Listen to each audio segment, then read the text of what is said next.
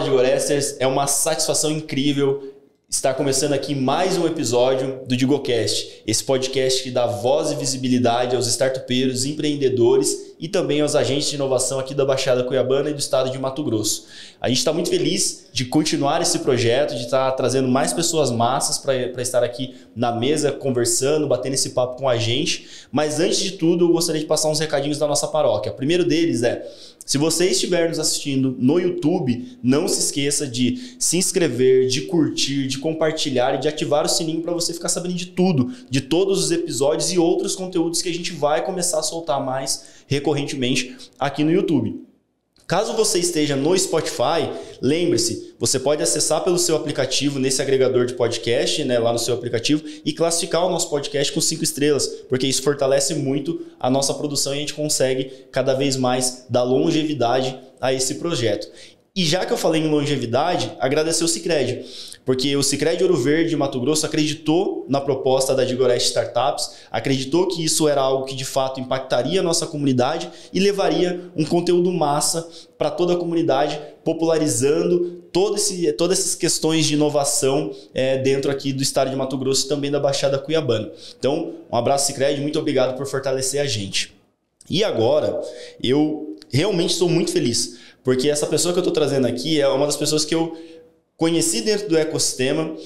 Eu me lembro até um pouco assim da gente se trombar em evento, ela contando um pouco da história dela, o que ela fazia, e depois dali a gente falou, não, a gente tem que estar mais conectado. Eu comecei a convidar ela para fazer evento, ela me chamava para outros rolês também, e a gente foi só trombando e cada vez mais fazendo mais coisas juntos, né? Muito bom ter você aqui, Brenda. Obrigado por ter aceito o nosso convite e agora fica à vontade aí para dar uma recepção para toda a nossa audiência. Eu aqui agradeço, meu amigo. É um prazer estar aqui conversando com toda a comunidade, conversando com você sobre temas tão importantes, né? Dentro da seara de inovação, de tecnologia, um momento propício para isso no estado de Mato Grosso, que todos nós somos colaboradores e partícipes, somos quem faz de fato aí essa inovação, traz essa logística para a comunidade. Então, para mim é um prazer conversar sobre isso com você, que é uma pessoa que eu admiro, que é meu amigo também, e tamo junto para isso, é o processo. Não, vai ser um papo massa, vocês vão ver, tem muita coisa legal assim, e eu sempre começo falando que a gente sempre frequenta lugares e ambientes em que normalmente a gente está num momento de autoridade, de fala. Sim. E muitas das pessoas que nos veem às vezes imagina que a gente é aquilo apenas, a Brenda que está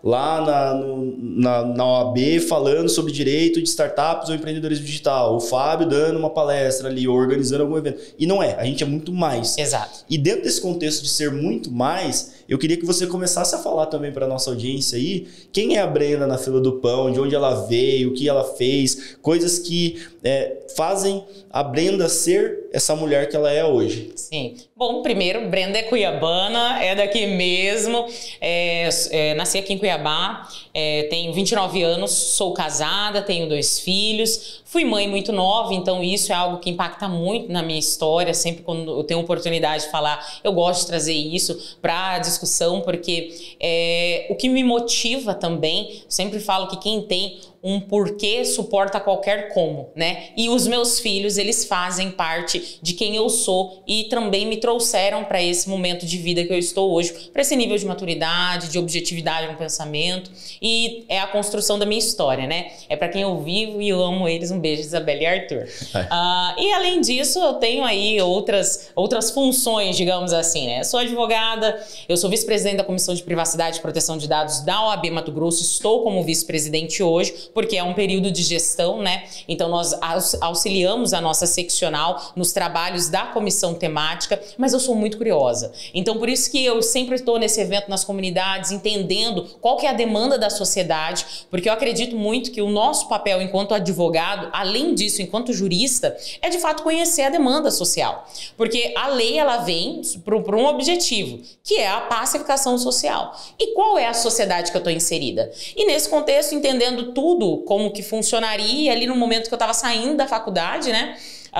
Eu me peguei pensando, bom, para quem que eu vou servir? Para quem que eu vou prestar os meus serviços? E eu comecei a me apaixonar pelo setor de inovação, pelas comunidades artísticas, né, de Cuiabá. Eu gosto muito disso, da nossa cultura, da forma como a gente se comunica, da forma como a gente se posiciona. Então, Brenda é tudo isso. Canto também, gosto de conversar. sou comunicadora, tem bastante coisa pra ver, ele. Né? Você deve ter percebido desse vozeirão dela, assim, tem tudo a ver ela cantar, ser essa comunicadora.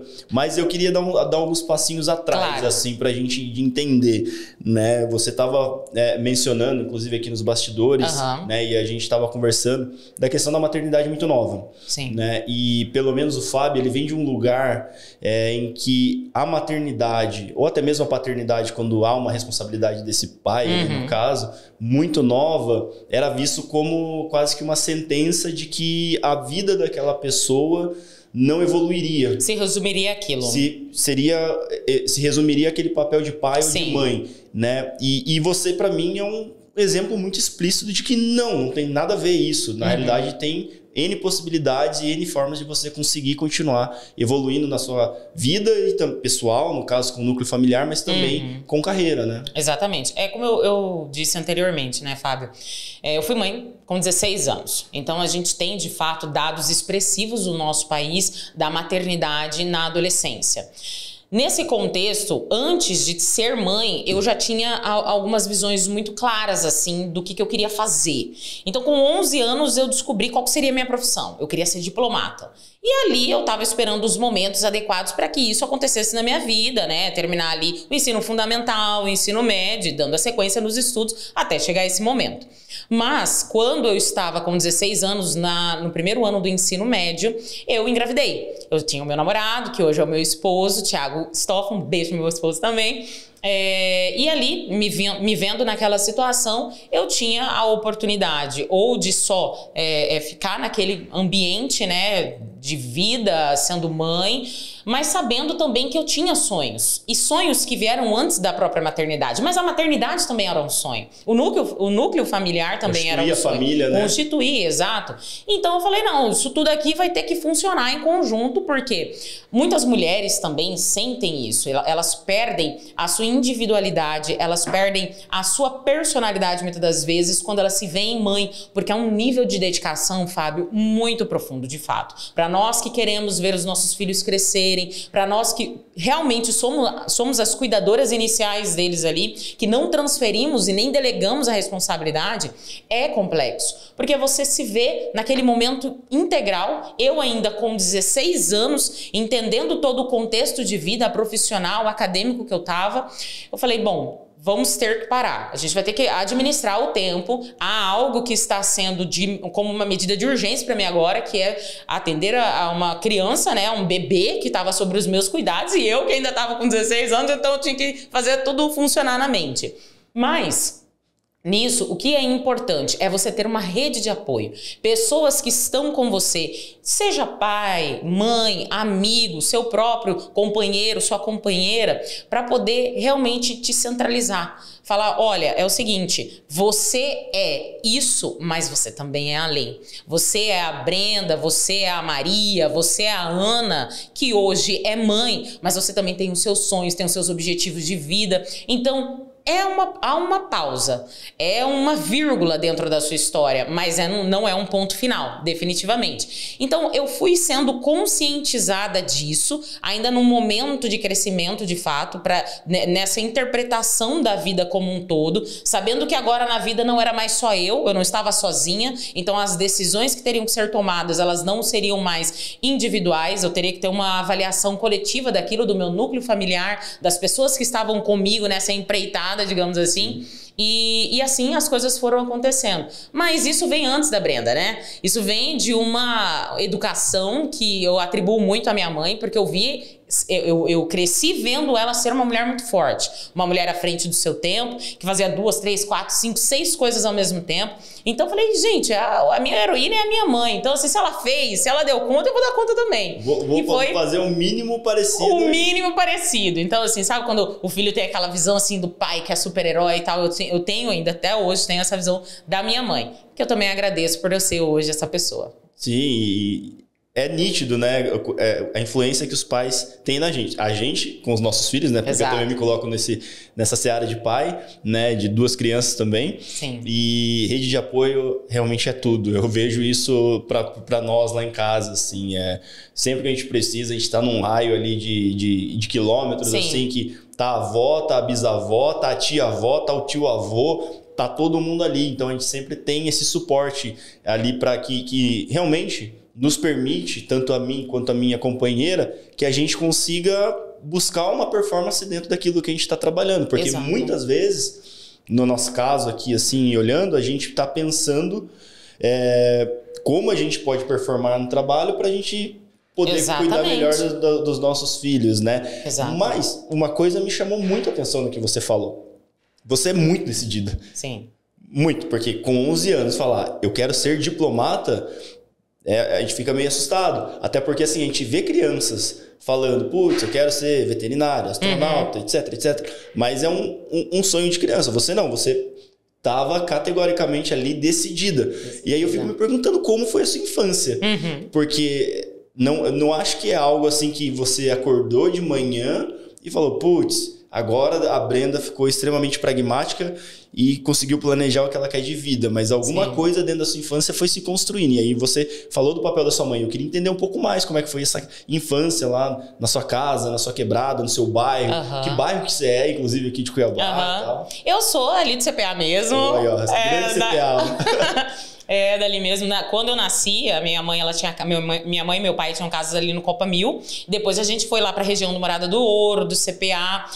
Morei um tempo também ali na frente, no edifício Ilha dos Açores. Agora eu não me lembro, ali fica perto, na frente do nosso estádio, que a gente tem aqui. Aquela região. Sim. Agora não lembro o bairro. Mas aqui, sou de Cuiabá, como eu já tinha mencionado, né? CPA City ali no... Exatamente. Mas a minha adolescência, a maior parte foi ali no CPA mesmo. Eu estudava ali também, no Colégio Adventista do CPA. Então eu ia pra escola de a pé mesmo, né? E fui vivendo nesse contexto. Meu pai tinha ali também a empresa, então a gente vivia dessa forma. Mas ali no CPA ele tem essa característica mais, parece ser um interiorzinho assim, da cidade, assim, uma cidadezinha com uma dinâmica própria. Tem uma dinâmica própria, tem os seus locais próprios ali, a galera ela fica ali mesmo consumindo ali os produtos, os serviços, tem tudo. É uma cidade mesmo, é uma cidade dentro de Cuiabá. O Centro Político Administrativo a gente tem, se eu não me engano, 4 CPA 1, 2, 3 e 4, né? Isso. Não me recordo. Eu sempre fiquei ali CPA 2 e CPA 3. Mas nisso que você me perguntou, Fábio,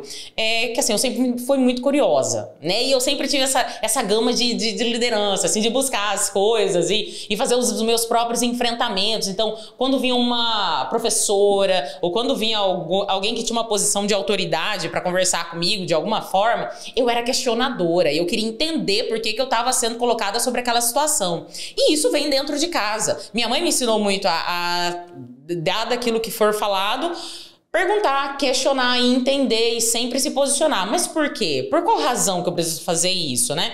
Mas de uma forma muito tranquila, para que existisse esse pensamento do porquê que as coisas estavam sendo feitas. E aí, nesse contexto que eu consigo recordar é que eu sempre fui muito ambientada nisso, na minha família. Então, tem toda aquela coisa de ser a filha mais velha, para minha mãe, irmãos? De 2 irmãos, né? Nós somos 3.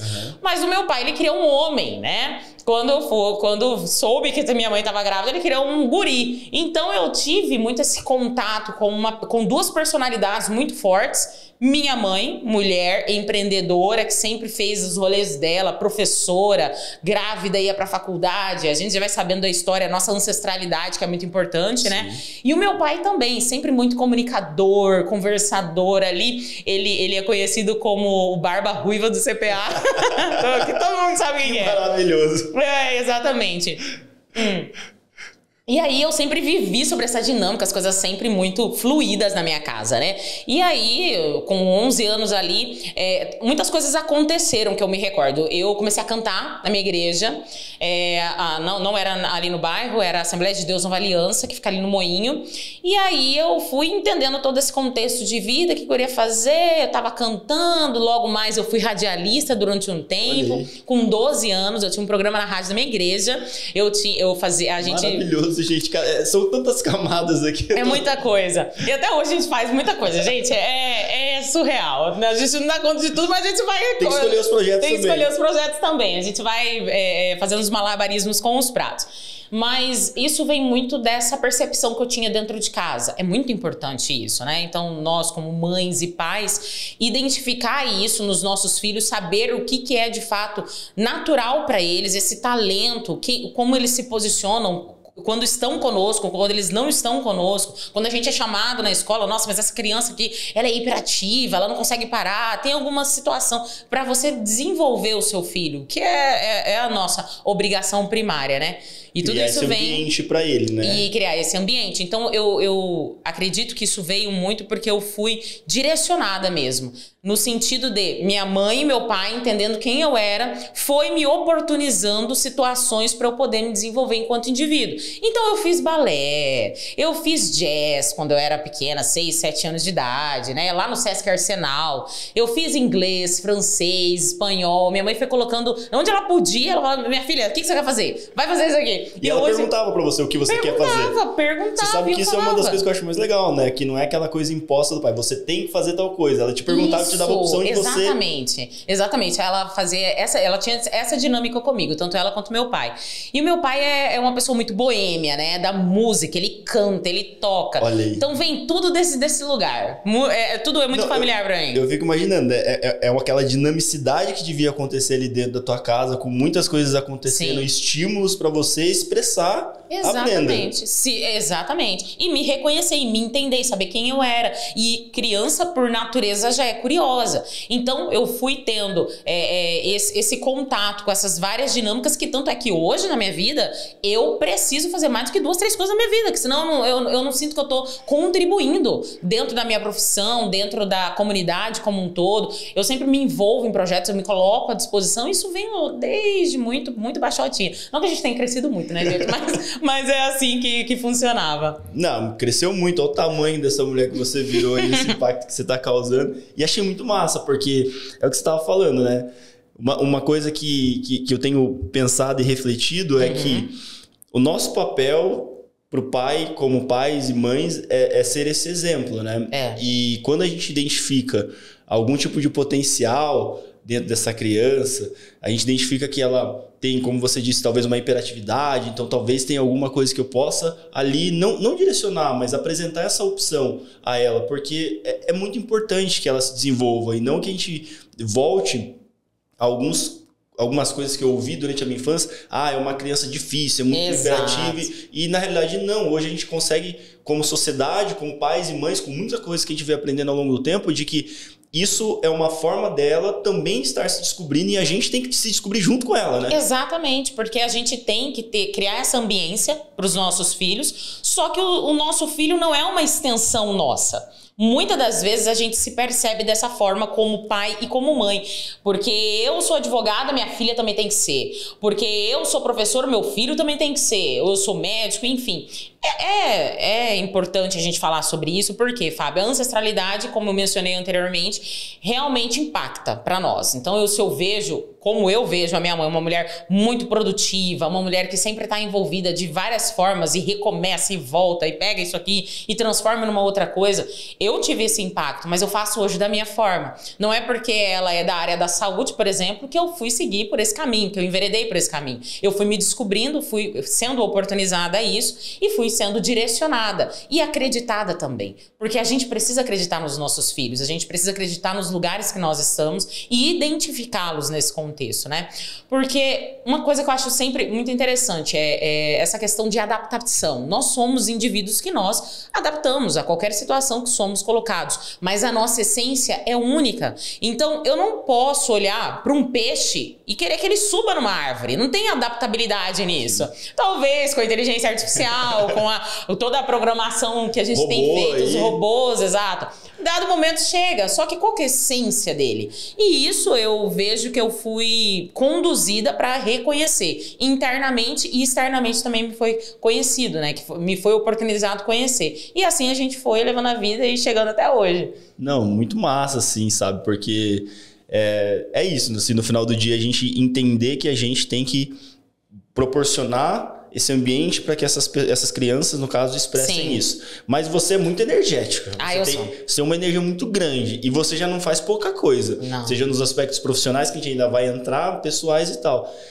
Como que você desliga? O que você faz para você assim conseguir desligar e chegar em casa, por exemplo, beleza, dia massa, performei muito bem, foi legal, tá, mas agora eu tenho uma necessidade fisiológica ali de dormir, descansar e tal. Como que você cansa? Porque é muita coisa, às vezes a gente tende a ficar ligado. Tem. E muitas das vezes o nosso corpo para, mas a nossa mente não. Eita. Isso acontece muito comigo.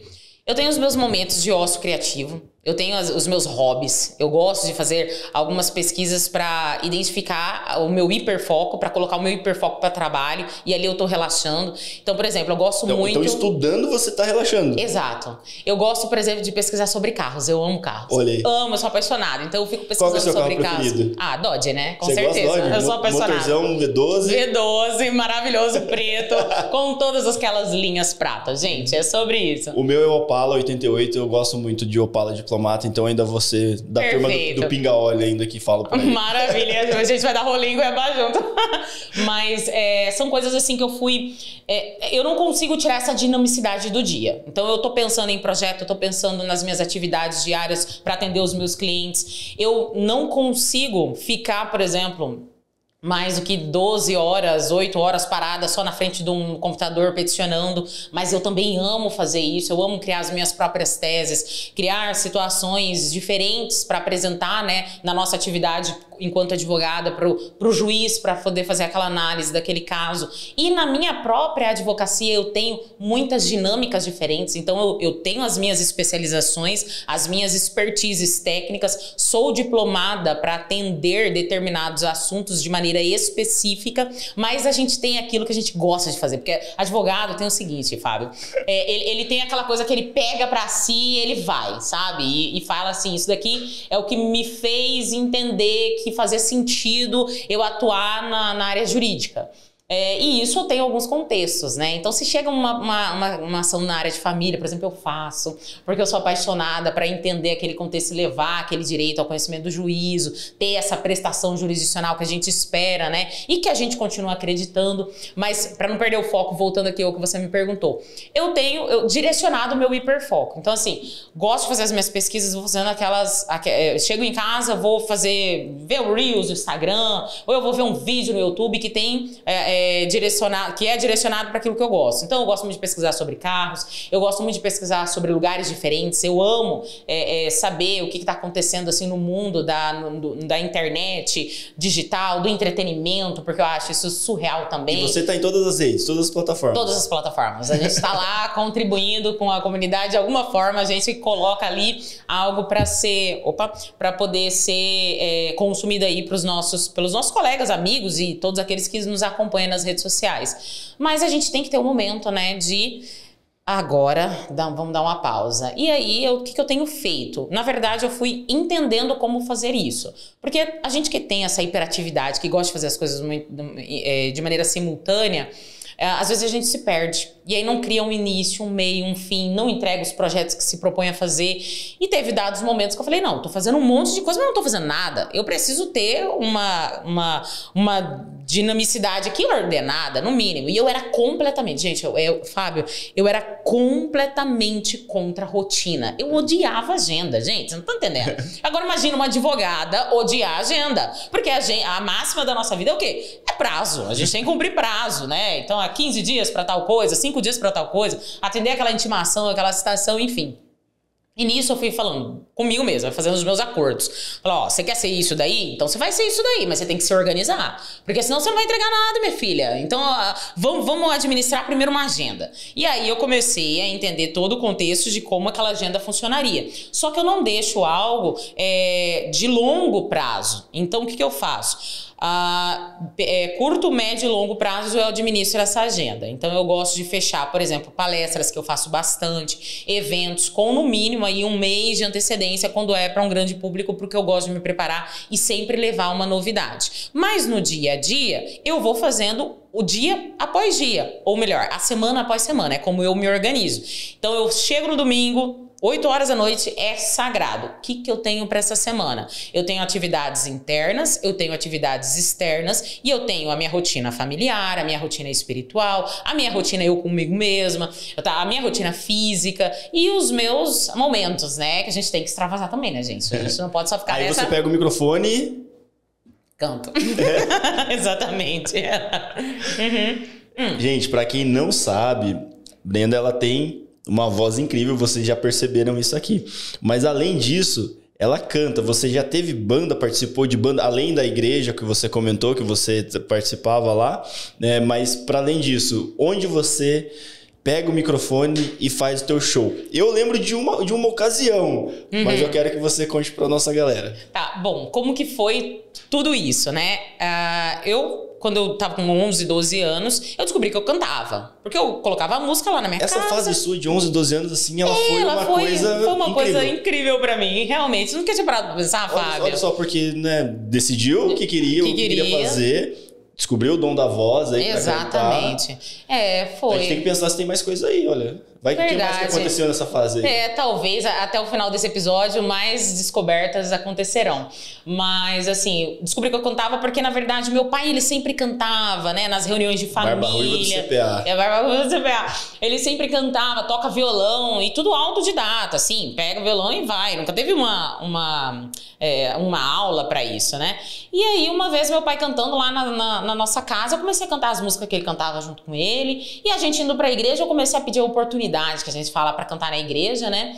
E nisso veio a oportunidade de também ter o programa na rádio, mas como cantando mesmo, o ambiente que eu me descobri foi na igreja e começaram a vir os convites externos. Então eu já fiz casamento, eu já fiz formatura, eu já fiz eventos específicos, mas sempre assim, num convite muito, muito específico para aquela situação. Então eu nunca tive banda, nunca participei de banda, mas eu sempre cantei lá na igreja e nos eventos quando as coisas iam acontecendo, as pessoas iam me convidando. Então eu fiz até hoje eu faço, né, tenho essas dinâmicas aí, mas hoje existem lugares específicos, momentos específicos que eu canto. Por exemplo, a nossa OAB promove anualmente o show cultural da OAB, desde o ano de 2020, se eu não me engano, e lá eu tenho feito as minhas participações, né? Esse é o ponto. Essas participações, assim, pelo que a gente acompanha das redes, são ótimas participações, gente. Sério. Mas porque tem uma produção magnífica, né? É uma live. Foi no Malcolm. Teve no Malcolm, acho que duas edições foram no Malcolm, se eu não me engano. Eu vi muito, eu acompanhei você no Malcolm, e assim, aquele jogo de luzes. Nossa, perfeito, assim, foi muito legal. Tava bem massa. E a galera, assim, as pessoas, elas cantam umas tem profissionais, meus amigos advogados também são cantores profissionais, mas é mais pra, de fato, ter aquele momento de entretenimento na advocacia. E aí eu fui o primeiro ano, fui o segundo ano, e aí isso é uma agenda que a gente cumpre mesmo. Agora, no dia a dia, meu amigo, tá ali, trocando uma ideia com o pessoal, comendo lá num barzinho, tomando uma cervejinha, a gente vai lá e canta, e não, deixa eu tocar uma aí. E eu também sou autodidata no violão, só que muito menos que meu pai, né? Mas a gente pede ir lá e faz a festa também, dessa forma. Gente, é muita coisa. Assim, são muitas camadas dessa tem bastante coisa mesmo. Tem uma coisa que eu não falei ainda. E eu descobri com 11 anos também, gente. Eu comecei com 11 anos a escrever poesias. Olha. Poesias, crônicas, histórias. Eu gosto muito, né? Então, eu tenho muitas coisas assim que eu faço. Então, eu ouço uma música, vejo um filme, eu vou lá e escrevo alguma coisa sobre isso. E eu tenho um projeto, né, pra poder lançar até os meus 40 anos de idade. Mês que vem, junho, faço os meus 30 anos, que é um marco na vida da mulher, não é mesmo? De repente, 30 é o que vai acontecer, talvez seja o tema do meu aniversário, mas é algo que eu quero, de fato, expor para o mundo, né, que é aquilo que a gente conversou inicialmente, Fábio, que é sobre a maternidade na adolescência. Eu acho que realmente há uma mensagem muito forte que eu carrego comigo, que transforma a vida de pessoas, porque é algo que eu sou demandada para responder. Então, Brenda, como assim? O que você faz? Como que você faz? Gente, não tem fórmula para isso. É obsessão, é obstinação, é você querer entregar algo dentro daquilo que você se propôs a fazer. Ou enquanto, dentro da sua profissão, ou enquanto indivíduo, quem você é. Então, eu quero deixar um legado. Para mim, é sobre isso. Aonde eu estiver, eu quero fazer a diferença. E fazer a diferença sendo quem eu sou, carregando a história da forma como eu carrego. Então, isso é algo que eu tenho um projeto de vida, que é entregar esse livro para que outras mulheres que estejam vivendo, passando por esse momento, que é um momento muito, muito impactante na vida de uma mulher, porque existem várias transformações acontecendo, mentalmente, fisicamente, de ordem logística na vida. Como eu falei, a gente às vezes identifica... A gente perde a nossa identificação, a nossa personalidade. E, na verdade, quando eu fui mãe, eu me encontrei nesse contexto todo.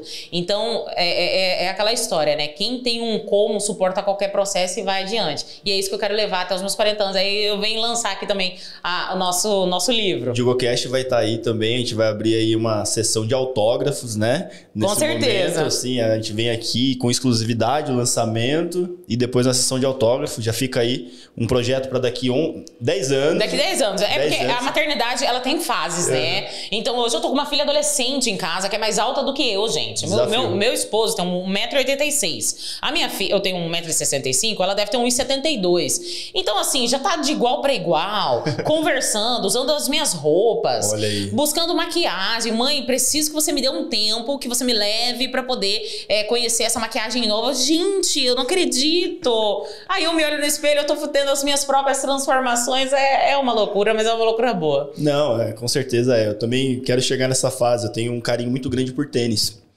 Né? E Jorge Miguel vem aí, né? Olha, eu quero só ver nessa fase dele querer usar dos meus tênis. Vai dar aquele apertinho assim no coração, sabe? De pegar meus tênis. Mas... É mais ou menos isso, é o sentimento.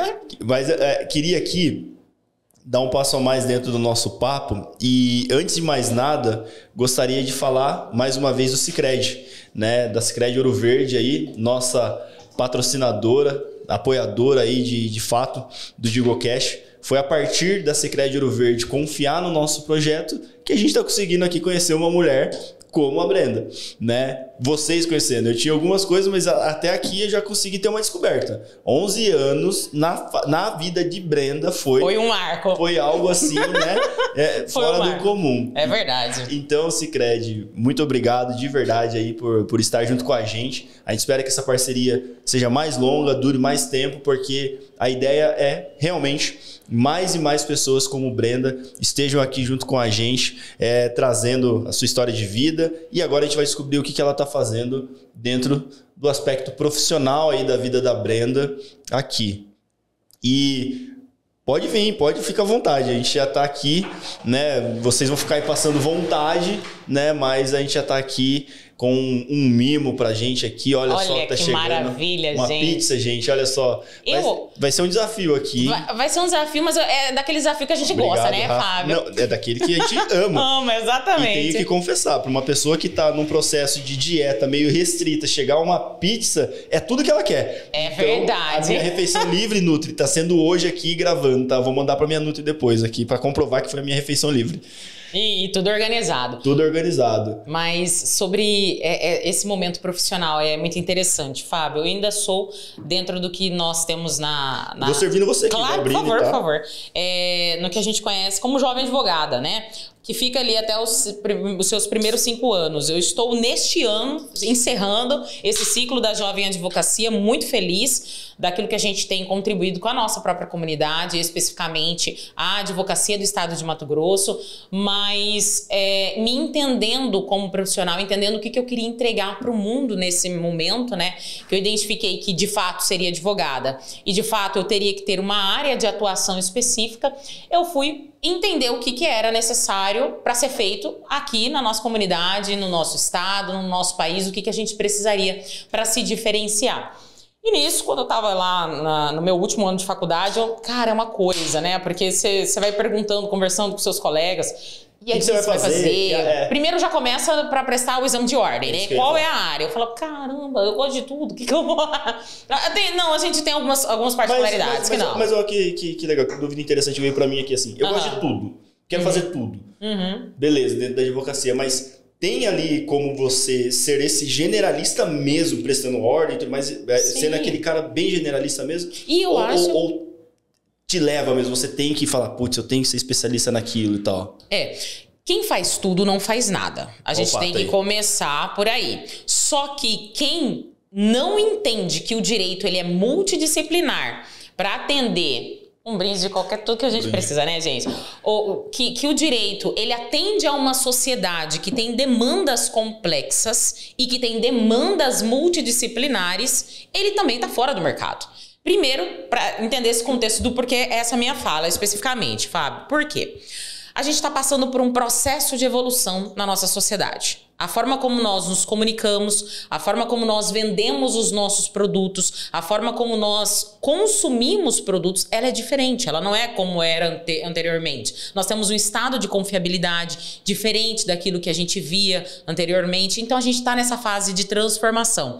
E principalmente virtualização. Virtualização da moeda, virtualização da pessoa física. Então, existem vários pontos de convergência, divergência, que essa sociedade vai precisar de uma pacificação social que vem com essa esfera, com esses marcos legislativos, mas também conosco, que somos os operadores do direito, né? Os principais, os iniciais ali, que são os advogados. Então, de fato, eu acredito que tenhamos, enquanto advogados, que ter esse conhecimento específico para poder atender principalmente essa demanda complexa que vai chegar no seu escritório para você resolver, mas entendendo que a especificidade também mora nessa ambiência generalista da coisa, porque eu preciso entender qual é o contexto social e o contexto social ele é complexo e multidisciplinar. Acaba que não fica dissociado, né? Não. No final do dia, porque se eu entendi bem, é um pouco do que você falou, por mais que eu, dando um exemplo muito esdrúxulo aqui, tá? Né? A pessoa pode chegar lá sendo acusada de um homicídio. Certo, né? Então a gente teria isso da parte criminal do direito até onde eu entendo. Exato. Né? E só que aquilo, até aquele ato, tem algo por trás dele, no caso da sociedade, dessa pessoa, quem quer que seja ali, que de alguma forma pode ter levado até o ato do homicídio. Então, quando você fala, é um pouco disso, de entender essa dinâmica. Exatamente. Porque o que acontece? Vamos supor, vou dar um exemplo, né? Vamos supor que aconteceu um homicídio dentro da empresa e os dois eram sócios. Como que essa situação vai ser resolvida? Eu tenho aqui já a aplicação do direito empresarial, do direito civil, do direito criminal, do direito processual civil, do direito processual penal. Nesse caso aí que você está me citando. Nesse exemplo que a gente está conversando aqui. E é uma coisa básica que pode acontecer. E obviamente que vai ter as especificações que a gente tem que tratar de maneira muito consciente. Então, é uma coisa que eu sempre passo para todos os meus colegas advogados, porque a gente tem um curso de iniciação à advocacia na OAB. E a gente sempre fala, olha, se você está sendo apresentado a uma demanda, a uma dinâmica, um caso tão específico que depende de vários conhecimentos, e conhecimento não se tem apenas com cursos, não se tem apenas com a própria faculdade. Depende de tempo. Depende de dinâmica, depende de convivência, de conhecer a sociedade como um todo. Então, isso é preciso ser avaliado no momento que essa demanda chega para que a gente trate. E aí, só nisso que a gente conversou aqui, já tem várias dinâmicas acontecendo. Dinâmicas que vão ser de aplicação específica, mas que precisam ser avaliadas dentro de todo esse contexto. Não, muito massa. E vou deixar aqui, vou falar um pouquinho para você também poder comer, para você não ficar só na vontade, né, ali. Mas a gente, né, Brenda, se eu me lembro bem, a gente trombou a primeira vez na Semana da Inovação de Mato Grosso. Exato. Né, é um evento do ecossistema, né, que acontece anualmente, vai acontecer novamente em setembro, aí já coloquem na agenda de vocês. E ali você foi me contando muito da sua história, né, do que você fazia. E me chamou a atenção que desde aquele momento, né, na sua fala, você já queria pensar maneiras para a gente começar a tornar para esses startupeiros, para os empreendedores, o direito de uma maneira geral mais palatável, que Exato. ele conseguisse entender. Então, putz, veio uma norma, a primeira coisa que o cara fala, putz, mais uma norma jurídica, não sei o que, eu vou ter... Ele quer pular 3 metros de altura porque ele vai ter que fazer mais uma coisa. Exatamente. Aí meu ambiente regulatório tá mudando, não sei o que, e aí tem a LGPD, você faz parte da comissão lá, a gente vai falar um pouquinho mais disso também. Então, quando você começa a falar disso... Na minha visão, que olha para o ecossistema e vive esse ecossistema de inovação aqui em Mato Grosso há pelo menos 7 anos, eu vi que você vinha para preencher um gap que não tinha ninguém aqui que estava fazendo. Né? E aí, quando a gente pensa que existia uma deficiência no ecossistema para esse tipo de conteúdo, você ocupou isso de uma maneira, primeiro, com muita autoridade, por saber do que você está falando, mas também foi algo que você foi conquistando. Um evento aqui, um evento ali, você foi crescendo. E aí eu imagino que foi algo pensado, vamos dizer assim, para sua carreira também, para você ocupar esse espaço. Você chegou a fazer essa leitura de mercado para entrar com isso dentro do nosso ecossistema de inovação? Ou as coisas aconteceram meio Zeca Pagodinho, deixando a vida me levar ali para dentro? Não funciona assim comigo, eu sou uma pessoa extremamente intencional. Tudo que eu faço hoje dentro das atividades que eu me envolvo, os lugares que eu frequento, as pessoas que eu conheço, os eventos que eu participo, estão mapeados para mim de maneira intencional. Eu acredito que nós tenhamos que de fato, colocar as coisas à disposição onde elas precisam ser conhecidas. E é uma dificuldade e é algo que a gente tem tentado conciliar hoje para os jovens advogados, por exemplo, para que eles entendam o seguinte. E também aqueles que já estão há mais tempo no mercado, sabendo que a sociedade está mudando. Nós somos prestadores de serviço. E eu presto serviço para alguém que necessite desse serviço. E às vezes as pessoas nem sabem que esse serviço está à disposição e elas nem sabem que elas precisam desse serviço. Porque a grande máxima para o advogado, para a sociedade a respeito do advogado deu problema. Eu vou ter que ir lá resolver agora. É aquilo, você vai falar com o meu advogado. Exatamente, você vai falar com o meu advogado, você vai falar com a minha advogada. Só que a gente tem que entender que existem formas de você se adequar, se adaptar enquanto empreendedor, enquanto empresa, enquanto indivíduo como um todo que está pensando lá na frente, olha, eu quero um dia desenvolver um projeto e tal. Ter essa fluência muito positiva, utilizando-se do ambiente regulatório, das legislações, para que você faça isso acontecer de maneira gradativa e sem problema no negócio. Né? E aí isso é algo que nós não encontramos dentro da nossa comunidade jurídica, a advocacia pensando dessa forma, porque a um dado momento eles vão ter problema, eles vão bater lá na minha porta, vão saber, eu tô aí à disposição, e é assim que funciona desde que o mundo é mundo e desde que a advocacia foi regulamentada como uma profissão. Mas a gente tem que entender que há dinâmicas diferentes, há mercados diferentes hoje para o advogado. E quando eu entendi isso, eu falei, não, eu não tenho que ficar aqui parado esperando ninguém chegar na minha porta. Eu tenho que ir lá e falar, eu faço isso de uma forma diferente, eu não tô aqui só para resolver problema. Eu tô aqui para poder apresentar a solução para vocês. E eu acredito que essa visão empreendedora da advocacia é o que transforma muito esses ambientes, né, de convivência e de fluência dos empreendedores, dos startupeiros, para que eles conheçam em nós, advogados e advogadas que prestam esses serviços específicos, um parceiro de fato, porque estou ali para fazer com que a empresa cresça, flua, atenda à sua função social, e eu preciso ter essa dinâmica de pensamento também, porque senão as coisas não vão ter essa convergência, essa linha gradativa e desse crescimento esperado. E é bem legal você falar isso, porque eu tenho um amigo que é advogado, outro amigo que é advogado, é um amigo de infância. Inclusive ele assiste o DigoCast, um abraço para você, Lecão. Alex Mendes, advogado lá em Avaré, cidade que eu sou do interior de São Paulo. E eu vejo o advogado também como um empreendedor. No final do dia, ele é um empreendedor. E Alex, que é o exemplo que eu vou trazer aqui, de uma leitura que eu fiz da carreira dele acompanhando de fora, ele se formou advogado, prestou ordem, tudo certinho, tinha os clientes dele. Mas numa cidade que para São Paulo, considerada pequena, então um mercado de certa forma um pouco mais enxuto. Mas ele entendeu que, sendo empreendedor, ele poderia pensar maneiras que inclusive a gente como startupeiros às vezes aplica dentro da nossa vida, dentro dos nossos negócios, e conseguir atingir mais clientes.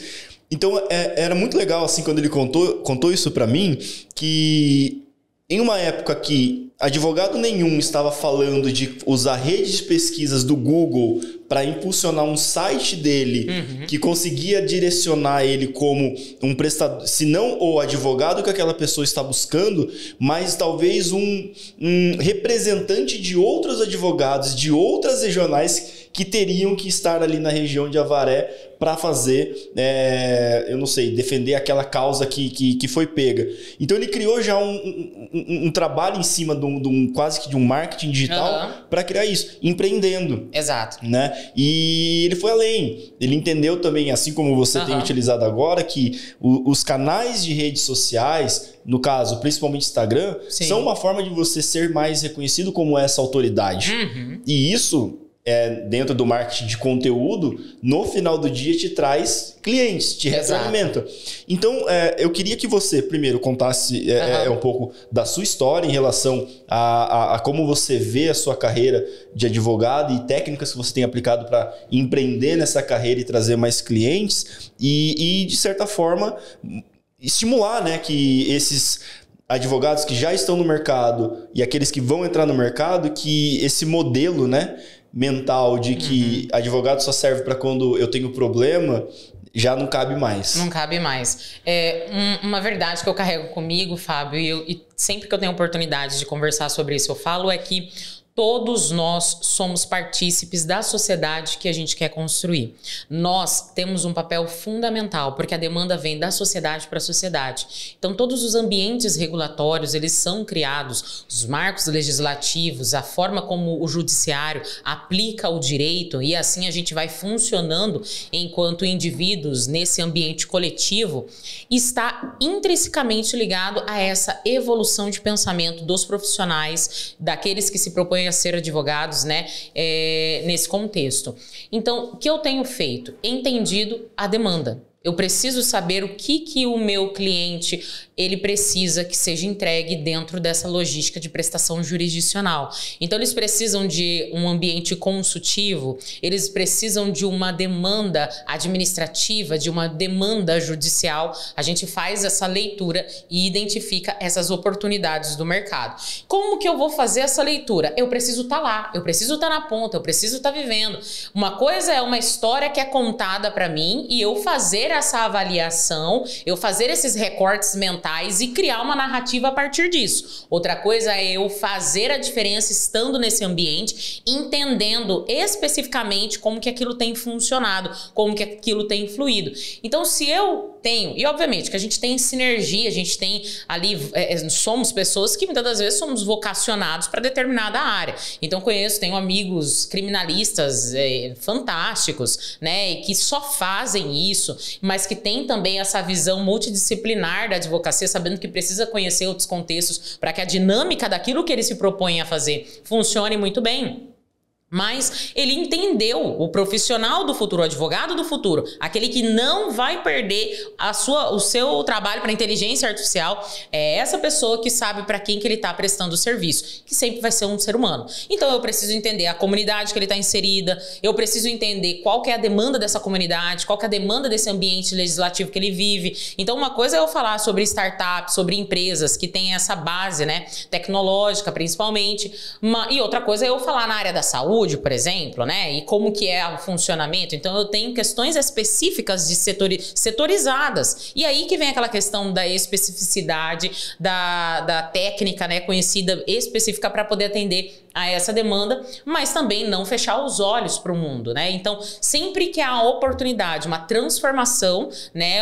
Eu gosto muito de Schumpeter, que fala sobre as ondas destrutivas e criativas, né? No nosso contexto, que os empreendedores, eles criam esses ambientes, então há uma substituição do antigo pelo novo e eu preciso entender que isso está acontecendo. Então, eu como empreendedor, vou abrir hoje uma barraquinha lá, uma empresa para poder vender fita cassete? Não Não tem como, não se sustenta. Assim como eu, enquanto profissional, eu não posso olhar para o mercado e continuar fazendo as coisas da mesma forma, porque não vai ter público, não vai ter cliente. Então eu preciso ter proatividade, e é o que eu faço hoje. Então eu vou estar em vários ambientes que muitas das vezes, mas o que Brenda tá fazendo lá? É porque eu quero entender o que tá funcionando para eu poder estar à disposição.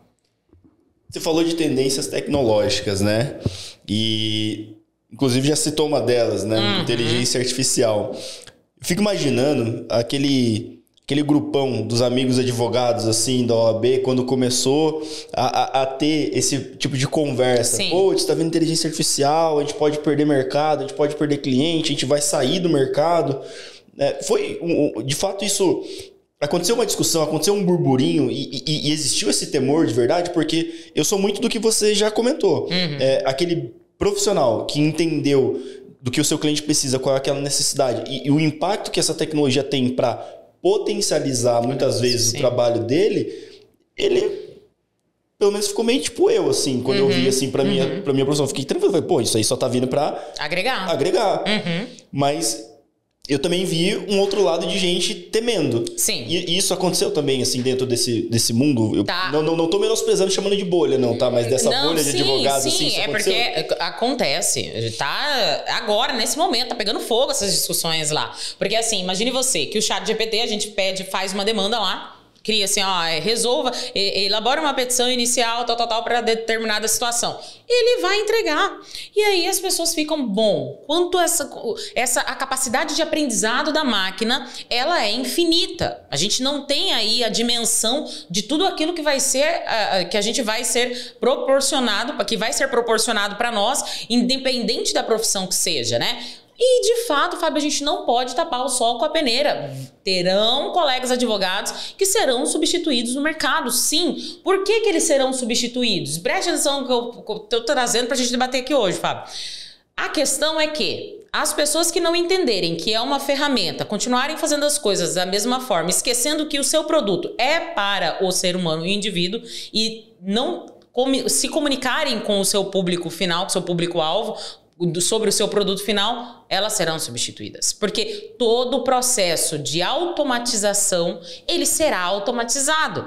Então, se é só escrever uma petição inicial, qualquer máquina vai fazer isso. E já faz, não é que vai fazer, já faz. Agora, a forma como você atende o cliente, a forma como você recepciona a demanda, a forma como você dimensiona aquele caso especificamente para a prestação jurisdicional, buscando isso, né, no judiciário, aí, meu amigo, aí não. Aí é onde está... Isso é algo nosso, é humano, né? É nosso, é humano. Então, eu não tenho esse medo. E eu acho que o profissional ele tem que evoluir. Ele terá que buscar novas capacitações e novas habilidades, não só técnicas, mas o que a gente chama de soft skills, aquelas habilidades maleáveis que a gente consegue identificar que é muitas das vezes natural. E tá aí a importância daquilo que a gente falou no início, né? De a gente ser oportunizado a se conhecer. O que você faz que só você faz, Fábio? Porque advogados existem um monte de advogados, advogadas, comunicadores, profissionais, no entretenimento, em todas as áreas. Mas por que aquela pessoa busca aquele indivíduo especificamente?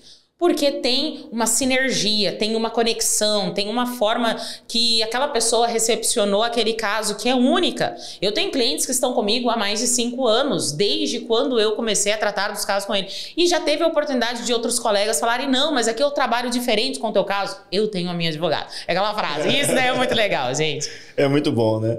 E a gente estava olhando e conversando, você chegou a comentar que essa entrada para atender clientes assim direcionados a esse mercado de startups foi um pouco de demanda que chegou até você também. Sim. Você viu o gap, né, dentro do ecossistema, igual a gente estava falando, e começou a se portar como uma autoridade para aquilo.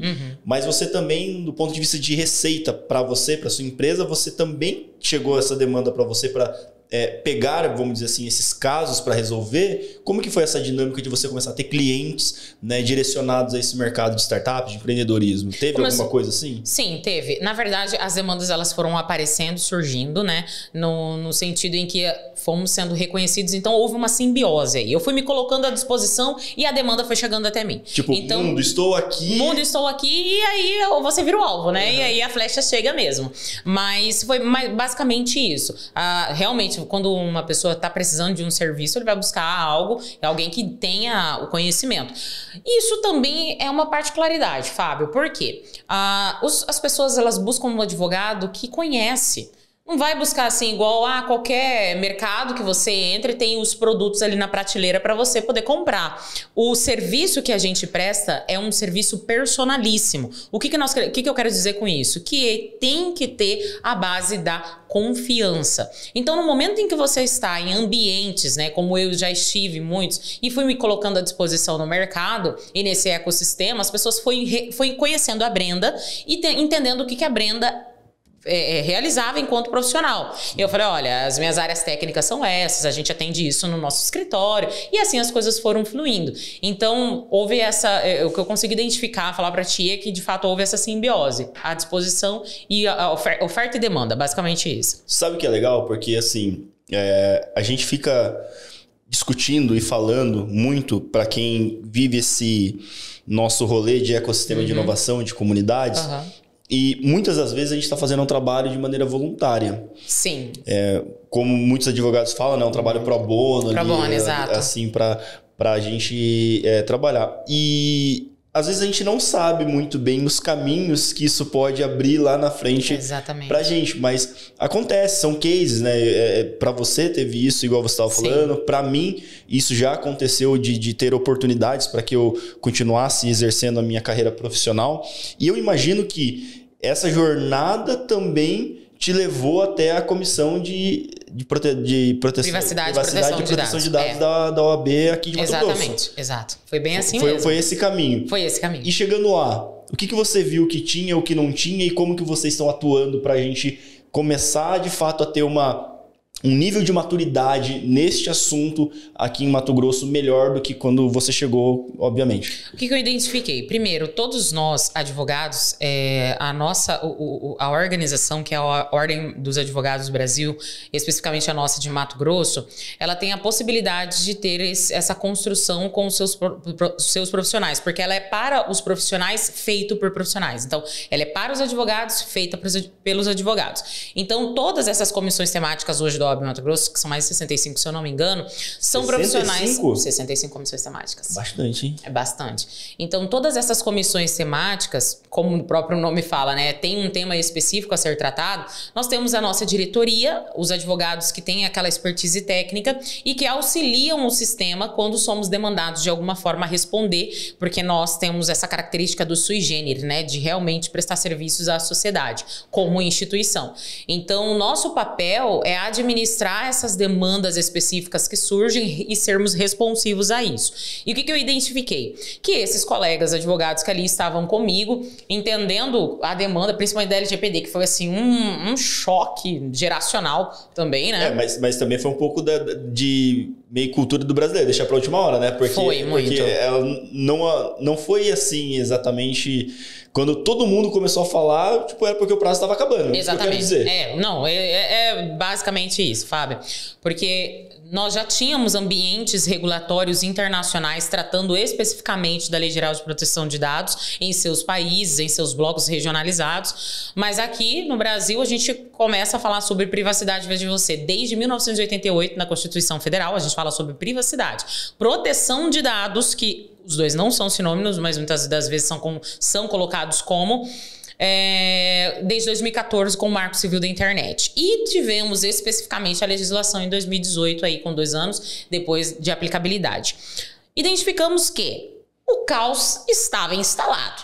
Brenda, eu via memes e mais memes de startupeiros falando como implantar a LGPD na minha startup em 12 horas, porque o prazo ia vencer dali 12 horas. Exatamente. Quando você me fala que esse é um caos e você é uma técnica que entende desse assunto, eu fico imaginando que o negócio devia estar muito pior. Nossa, tava pegando fogo. Imagina, Fábio. As pessoas não estavam entendendo para que servia a LGPD, achavam que a LGPD ia acabar com a empresa delas, né? Agora eu não posso mais tratar dados, o que eu vou fazer? Como que essas coisas vão fluir? E não, a gente tem que dar uma respirada, entender esse contexto, e tivemos grandes trabalhos lá feitos pela nossa comissão, né, nesse ambiente educacional, né? Então fizemos muitas palestras, congressos, treinamentos, eventos, trazendo a comunidade e também capacitando os advogados, que é um dos nossos objetivos enquanto comissão, para entender o contexto e atender essa demanda, né? Nesse sentido, fomos evoluindo enquanto aplicação da lei, mas enquanto a comissão também. Então, a capacitação técnica ainda é um elemento essencial para nós, porque a aplicabilidade da LGPD ela vai tendo esse contexto, né?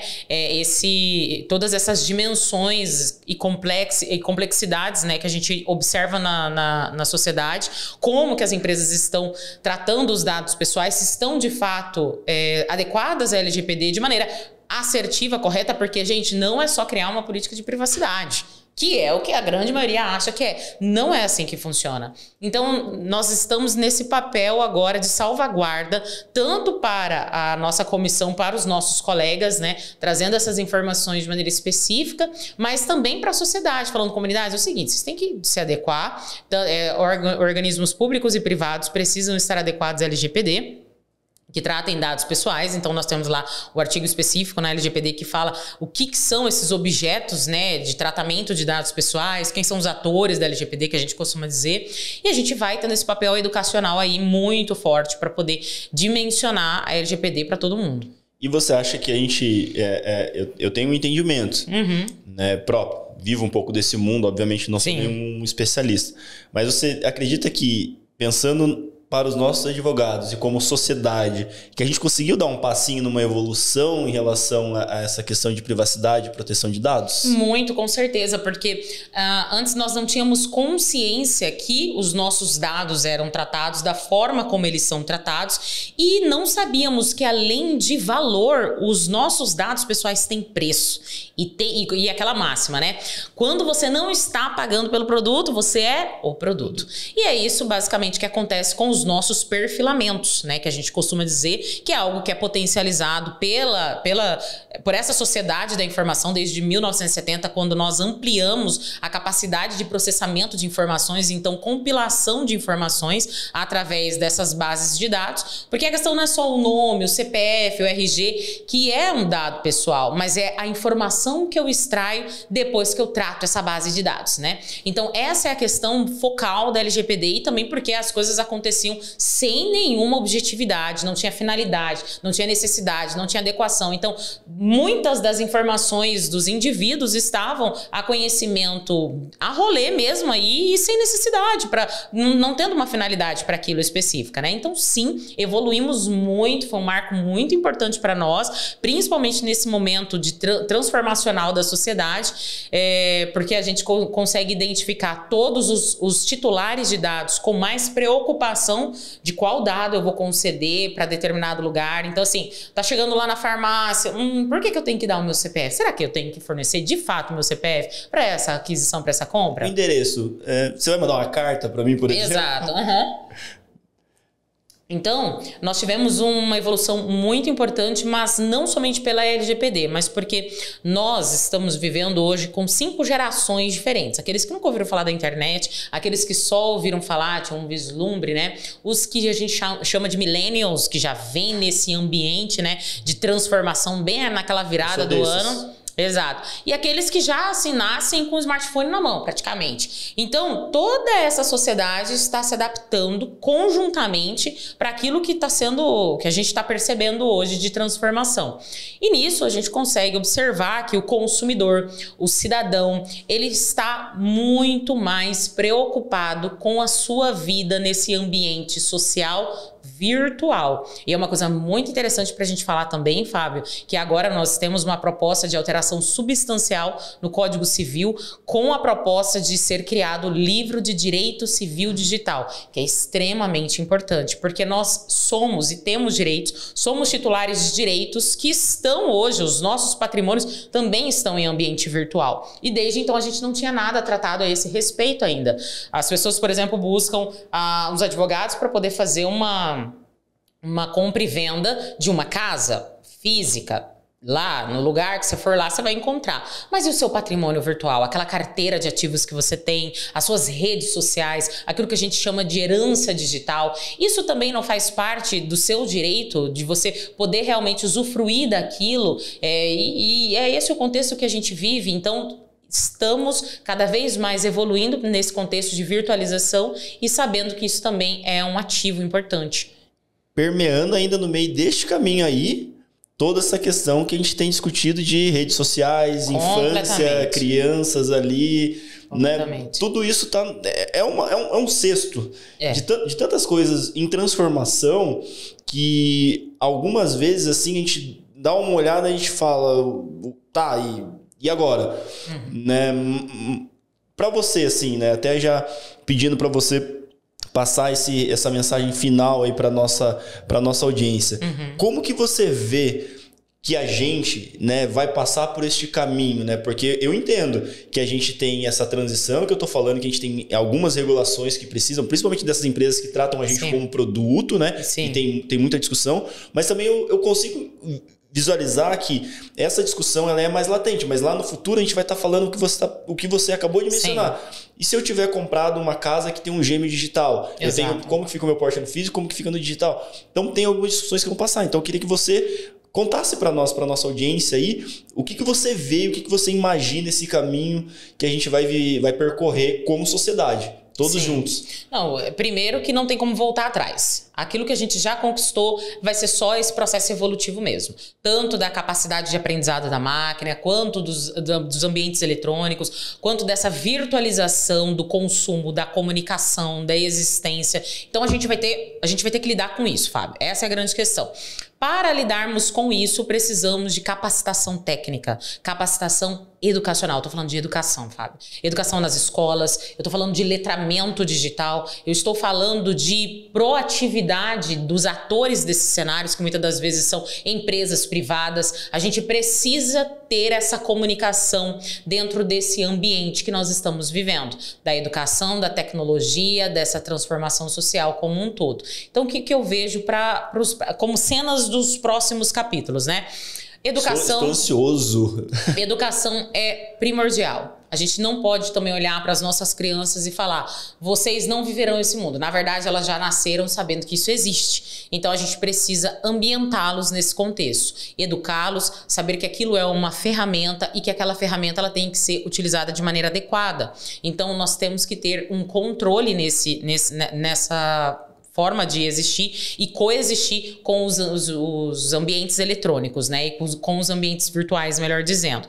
Então, a educação e também a avaliação desses ativos, né? Nós precisamos entender como que esses ativos eles funcionam e também vem através da capacitação técnica. Então, cada vez mais teremos que ter uma capacidade técnica para poder entender como que aquilo vai funcionar, para que a gente transforme isso no ambiente educacional e que a gente entenda que essa ferramenta ela não vem para destruir esse movimento, não vem para destruir o que a gente já construiu em termos de globalização, em termos de sociedade, mas na verdade vem para potencializar nós enquanto indivíduos, a forma como nós enxergamos uns aos outros, o nosso exercício de alteridade, né, que a gente fala, enxergando a pessoa como de fato um indivíduo e não como coisa. Então eu tenho uma avaliação muito positiva disso tudo, que aquilo que a máquina será tratado como máquina e o ser humano será tratado como um ser humano. E eu acredito que nós vamos nos encontrar nesse conceito e vem tudo dessa fluência.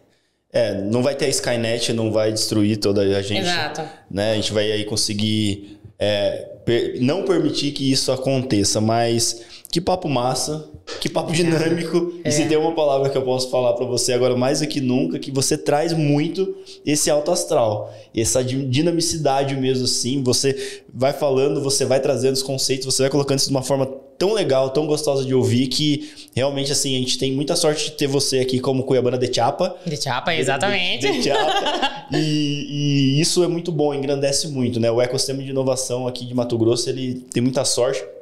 E eu espero que a gente consiga cada vez mais, Brenda, que você tenha esses momentos de esclarecimento, de poder compartilhar tudo isso que aí está dentro da sua cabeça e tudo isso que você quando ela está descansando, está Pensando estudando. Bem, estamos estudando. Está estudando. Então, te agradeço muito mesmo por estar aqui no DigoCast. Tenho certeza que a galera vai adorar esse papo. E fica à vontade aí para passar a sua mensagem final para toda a nossa audiência. Primeiro, novamente, muito obrigado, meu amigo. É importantíssimo estarmos nesses lugares falando sobre coisas tão positivas e trazendo essa paz para a nossa comunidade, né? Dizendo, olha, temos trabalhos a serem desenvolvidos e temos pessoas à disposição para desenvolvê-los. E pessoas que sempre buscam, de maneira muito legítima, ocupar esses lugares. Então, assim como eu, como todos os nossos colegas que estão aqui, que já estiveram antes de mim, que me antecederam, todos têm uma capacidade técnica para poder tratar daquilo que eles se propõem a falar, tem uma legitimidade e um currículo exemplar e uma fluência sobre tudo aquilo que se propõe, que é fantástica. E eu acredito que essas pessoas, elas precisam ser conhecidas pela comunidade e elas precisam também ter esse espaço de fala, e é algo que você está me oportunizando hoje para poder conversar, passar um pouco mais a minha mensagem, quem eu sou como indivíduo. Eu achei isso maravilhoso, né? Porque às vezes quer entender mais o que a gente faz, mas quem é a Brenda? Por que a Brenda ela quer realmente fazer essa diferença? Porque para mim é sobre legado. Então, muito obrigada pelo convite, a toda a comunidade de startupeiros aqui do estado de Mato Grosso, especificamente da nossa Baixada Cuiabana. Eu agradeço, sigo à disposição enquanto empreendedora que sou, enquanto startupeira que também sou, mas enquanto ser humano também. Muito obrigada. Muito bom, essa é Brenda Stoffel, estava aqui junto com a gente no DigoCast. E finalizando o nosso episódio, pessoal, quero mais uma vez lembrar vocês, tá no YouTube? Não esquece, curte, compartilha, começa a seguir a gente lá, se inscrever no nosso canal, né, ativar o sininho, porque isso fortalece muito, faz o nosso conteúdo se tornar relevante dentro dessa rede, dessa plataforma do YouTube, chega a mais pessoas. E quando você compartilha, você também está levando o Digorest à frente, levando conteúdos como que Brenda trouxe aqui pra gente à frente. No Spotify, acessa lá, classifica a gente com 5 estrelas, porque isso vai ser muito importante para nós. Nos vemos daqui 15 dias e é isso, um abraço.